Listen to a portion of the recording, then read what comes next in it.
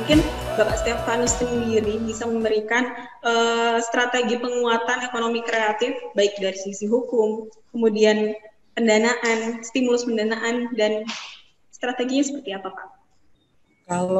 Kalau dari dari anggota dewan sebagai fungsinya dan tugasnya ya pastinya membuat aturan yang mendukung kemudahan bagi anak muda dalam berbisnis atau berusaha. Salah satunya adalah memanfaatkan teknologi IT itu. Kemudian kalau bagaimana sih strateginya buat anak muda zaman sekarang gitu, anak muda zaman now, ya mau nggak mau mereka harus siap karena ekonomi sekarang itu kan ekonomi yang bergeser, ada shifting ekonomi kan, jadi ada pergeseran ekonomi yang sangat fundamental sebenarnya di nggak cuma di Jogja, di nasional bahkan di seluruh dunia. Semua orang itu sekarang cenderung memanfaatkan teknologi IT untuk segala aspek. Jadi kalau anak muda sekarang tidak memanfaatkan teknologi itu sangat disayangkan untuk apapun juga, terutama ketika berbisnis. Zaman sekarang itu tidak bisa tidak anak muda itu harus menggunakan ataupun memanfaatkan teknologi gitu. Jadi banyak strategi yang harus dipahami oleh anak muda, mulai dari strategi marketingnya, strategi pemanfaatan teknologinya, strategi lebih detailnya strategi brandingnya, dan itu semua harus bisa mendekatkan mereka dengan teknologi. Jadi kita berpikiran jangan parsial, tapi kita harus bisa melihat bahwa market kita sudah tidak seperti dulu. Misalkan kita anak-anak muda ini pengen bikin bisnis kreatif gitu ya, bisnis kreatif ya. Sebisa mungkin dia melihat bahwa potensi marketnya bukan hanya di Jogja, bukan hanya di Indonesia, tapi di seluruh dunia. Nah, kalau bicaranya seperti itu, bahwa marketnya sekarang sudah bergeser, sudah membesar dan membuka peluang kita memiliki market yang berbeda, berarti kuncinya adalah kemampuan dari anak muda itu memanfaatkan teknologi. Contohnya apa sih? Kita bisa lihat ada IG, ada sosial media ya, IG, Facebook, Twitter. Itu salah satu tools yang bisa kita manfaatkan. Ada platform yang lain yang bisa dimanfaatkan juga. Kita bisa berkolaborasi dengan berbagai macam platform yang bisa kita gunakan. Jadi pemahaman kita terkait dengan teknologi, bagaimana mengkombinasikan antara teknologi dengan strategi bisnis itu memang harus dipahami oleh anak muda sekarang. Jadi kalau anak muda sekarang pengen maju, bagaimana sih kita mengisi bisnis gayanya sesuai dengan gaya anak muda, ya kita harus paham mengenai kehidupan anak muda. Kalau berdasarkan data statistik Indonesia, Jogja yang lebih kecil lagi ya banyak sekali angka dalam range angka produktif ya. Jadi penduduk produktif usia milenial di Jogja itu kalau data BPS hampir 33% kalau nggak salah. Jadi cukup besar. Jadi angka itu potensinya sangat besar untuk Jogja itu bisa menjadi leading dalam hal anak muda yang paham terkait dengan bagaimana bisnis yang kekinian gitu ya, bisnis kreatif yang memanfaatkan teknologi. Kadang ada orang bilang, oh saya itu bisnis kreatif loh, saya entrepreneur loh, saya orang kreatif gitu. Tapi zamannya sudah berbeda sekarang. Yang perlu jadi catatan bahwa kita tidak bisa hanya kreatif. Produk kita tidak bisa produk kreatif saja.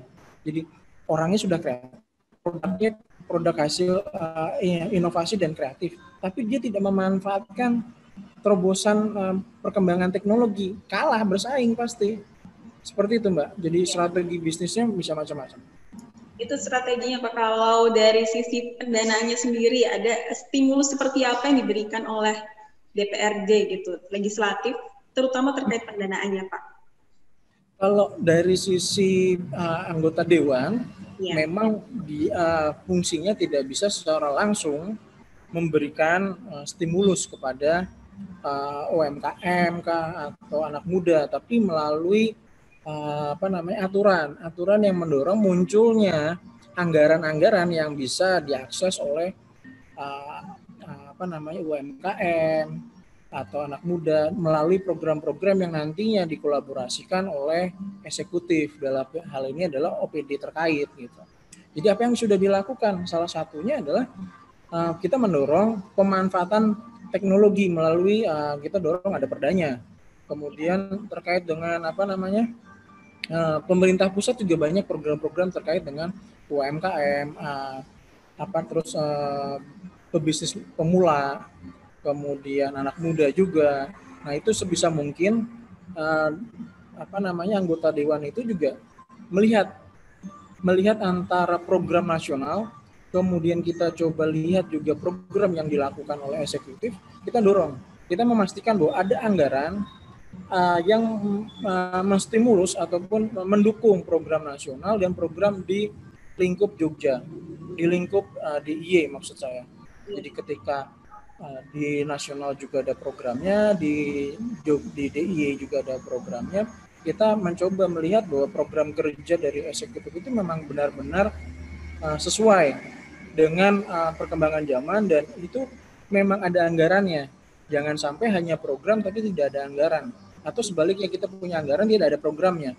Jadi memang tugasnya anggota dewan itu adalah memastikan bahwa jalannya pemerintahan di DIY itu bisa inline juga dengan program-program ada yang di nasional.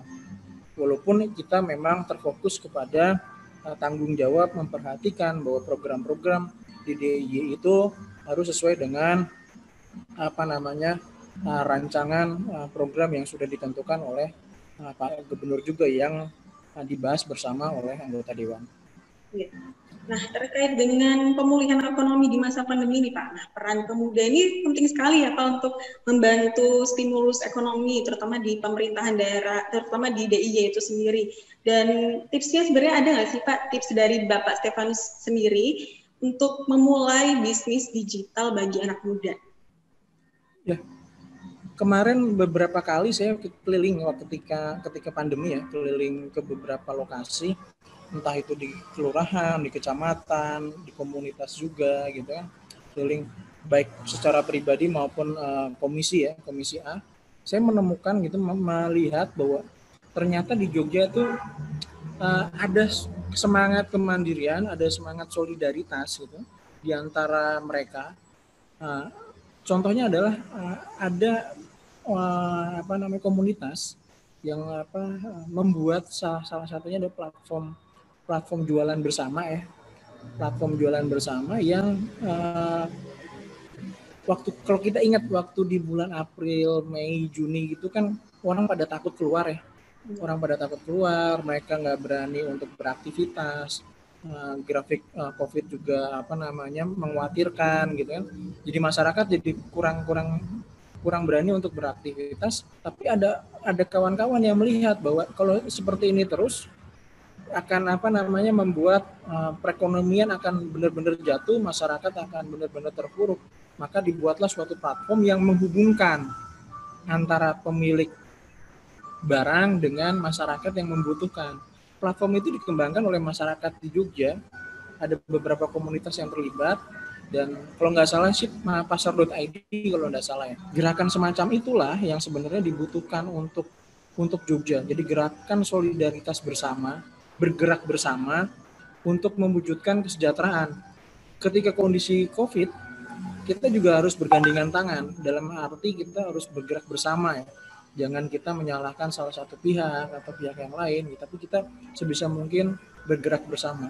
Jadi beberapa kali yang kita temukan di beberapa wilayah gitu ya, karena kita juga sering berkeliling melihat kondisi masyarakat, jadi ada yang menarik dan semangat itu perlu ditularkan. Jadi semangat kebersamaan, semangat solidaritas, membantu sesama, dan pemanfaatan teknologi itu bukan hal yang tabu saat ini ya. Jadi memang harus didorong karena kondisi COVID kita menghindari kontak atau kerumunan ya.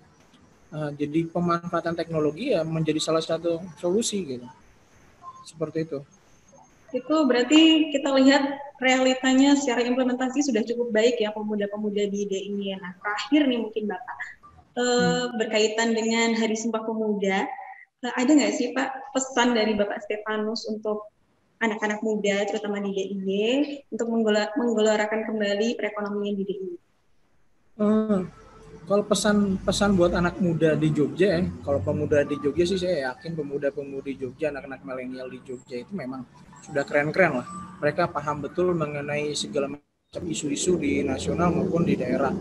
Dan harapan saya buat teman-teman anak muda milenial gitu ya, anak muda yang seusia saya, yang mungkin lebih muda, yang punya semangat jiwa muda juga, kita harus melawan segala bentuk hoax ya, segala bentuk informasi yang tidak benar, yang membuat situasi di Jogja tidak nyaman, menjadi suatu kondisi Jogja menjadi hiruk pikuk yang ujung-ujungnya menjadi chaos atau munculnya adanya anarki. Jadi penting sekali untuk saat ini anak muda itu memfilter segala macam informasi, dipilah, dicari informasi yang benar.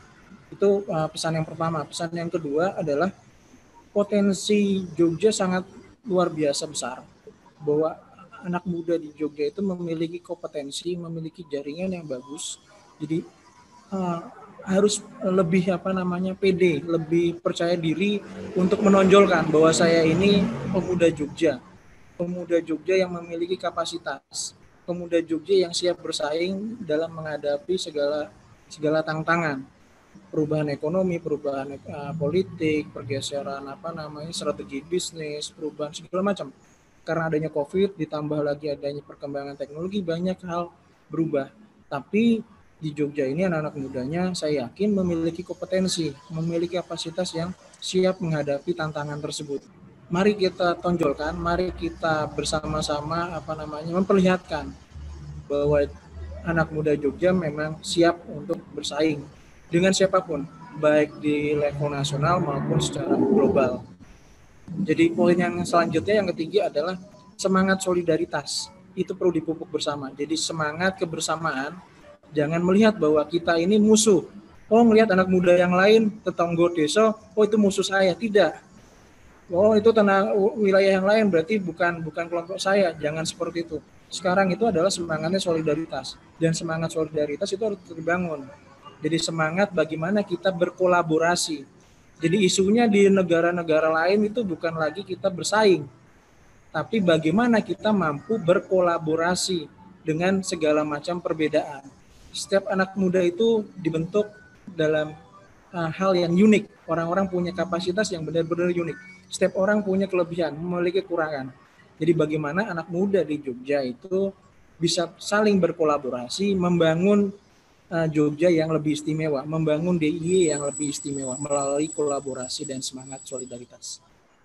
Mungkin begitu saja Pak wawancaranya untuk video peringatan Sumpah Pemuda. Kami sekali lagi mengucapkan terima kasih, semoga sehat selalu ya Pak. Ya, terima kasih banyak. Pak. Selamat sore ya Pak.